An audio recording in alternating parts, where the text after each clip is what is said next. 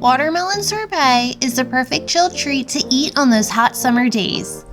Packed with watermelon flavor and perfect for a low-calorie dessert, this easy sorbet recipe will become a favorite quickly. Welcome back, or if you're new here, my name is Kate and this is Bake That.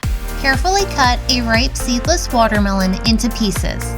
You will be using about 4 cups of watermelon.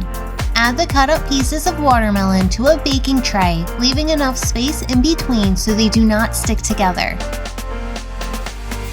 Place the tray in the freezer until they have hardened, which usually takes about 2 hours. Add the frozen pieces of watermelon to a food processor. Add 1.5 tablespoons of lime or lemon juice and 1 tablespoon of honey. Blend on a medium speed for about 1 minute or until all of the watermelon is fully blended. Once blended, taste test it to see if you would like to add more honey to the mixture.